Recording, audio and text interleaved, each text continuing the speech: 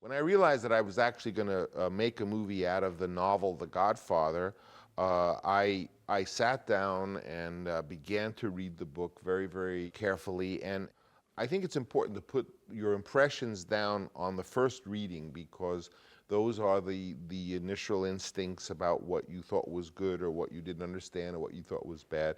And so I took the book and I actually wrote my comments right on the book itself. And having gotten through the book with these few notes and comments, I then made a prompt book out of it. A prompt book is sort of an old tradition from theater.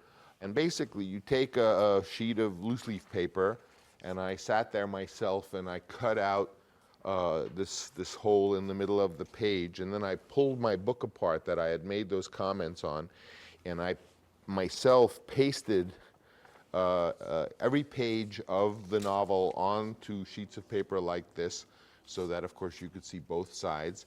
And then I put really good grommets, those reinforcers, on the holes so that that wouldn't tear. I think I put them on both sides. Let me just check. This is years. Yeah, I put it on both sides because I was aware that this prompt book was going to be my master kind of document that I would work from. And I called it The Godfather Notebook and put a big warning: if found, return to this address for reward, because I recognized that it would have every opinion that I had on the book.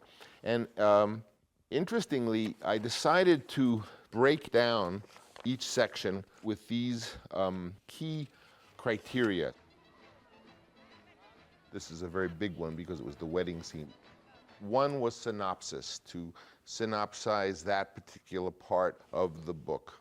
A paragraph or two saying what up to there really had happened in terms of the story. Number two was the times, which is to say, how did what happened in the story at that point, how do the times bear on it? In this case, it was the 40s, so after World War II, America had a certain style. What is it?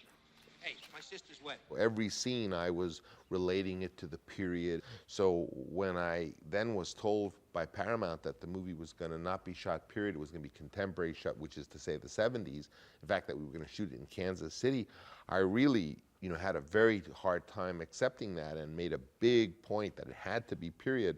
And I didn't even remember why I did, because obviously that was going to make the movie more expensive, which is not what they wanted at all. And it must have been because I had just gone through this vast, big, thick book writing notes as to why it had to be, what the 40s had to do with the story. Imagery and tone. This is, of course, images that seem to stand out from reading it, or even the tone of the story.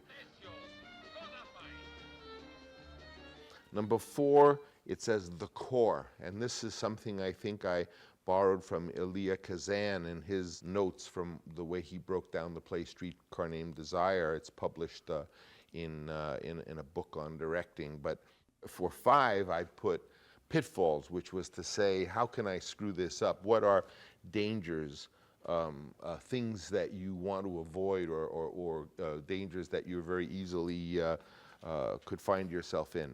Cliches. Italians who would talk like this. Failure to make a convincing setting. Boring. People must feel that they're seeing the real thing with hundreds and hundreds of interesting specifics, like the children sliding around the sandwich man, throwing the sandwich. Hey, Bino, 2 gabagool and 1 prosciutto. Losing a basic humanity to all these people. Failing to set up a tension between Godfather and Michael. Too much exposition. And I went through the book again. I used to schlep this around in a big bag that I had, and I would sometimes go to a cafe, in particular in North Beach. I used to go to the old Cafe Trieste and sit in a corner with my Olivetti typewriter and this book.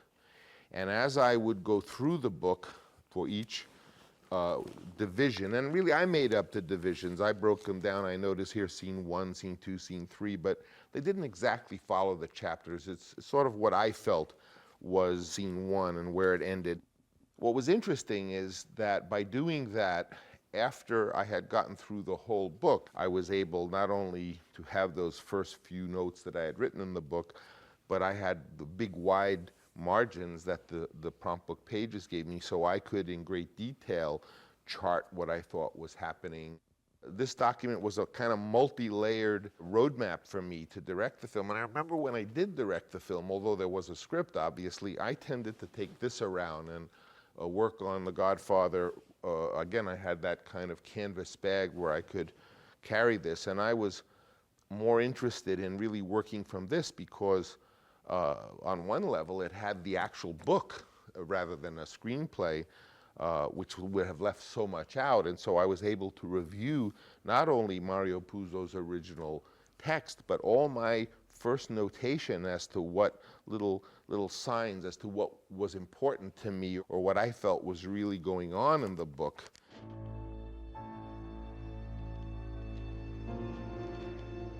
Scene 26, Michael picked up by Sollozzo and the killing, parenthesis, key scene. The core, to show the killing as terrifying and explicitly as possible, having taken the tension to an unbearable degree, to further define Michael's character in regards to his cool, totally calm execution of these men. Pitfalls, rushing this would ruin it, otherwise the scene can't be ruined.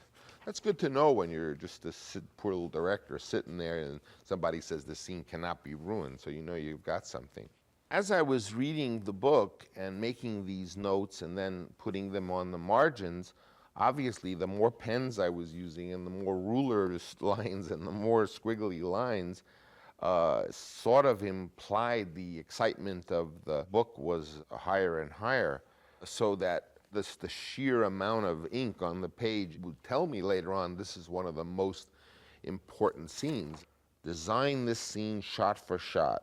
Important, the audience knows he is not following Clemenza's instructions. Clemenza had told him specifically exactly what to do, and if you see that he wasn't doing it, it would be suspenseful. Hitchcock, designed, he chokes, frozen time, hit hard and bloody, his fork frozen midair, gun almost against Sollozzo's head, really close. Get this for the audience. Mist of blood. We went to great length in that scene to put mists of blood in the air. McCluskey's fork frozen midair as he watches Sollozzo's brains fly through the air, his own choking when shot in the throat. There's an asterisk. An asterisk in a book or a script for me means a super important part. The gun in his hand, he starts to leave without dropping it. That's what Clemenza had told me, drop the gun immediately, and he's going and he's not dropping the gun, so hopefully the audience is dying. Drop it, drop it, drop it. He jumps in the car and rolls away, all very easy, should be easy. Michael disappears, we don't see him. Now, pick up the tempo. So I knew just from looking at all these colors and things in the book that this was going to be a very, very important scene, and indeed it was. Not only for the movie, but for Al Pacino, because it was in that scene that the executives of Paramount Pictures first caught a glimmer that maybe I had not been crazy in wanting to cast him. I'm in the Sicilian section. I see it says the core, to show how Michael meets and falls in love with Apollonia and demonstrate that he intends to marry her and indicate Fabrizio's desire to go to America. 5, pitfalls. If Apollonia doesn't make your heart stop just to look at her, if the coincidence that the innkeeper is the father of the girl they have just seen seems contrived, if it is funny, it will not be. If Michael's quick decision to marry her seems unlikely, if Michael in a subtle way does not have the quality of a Don.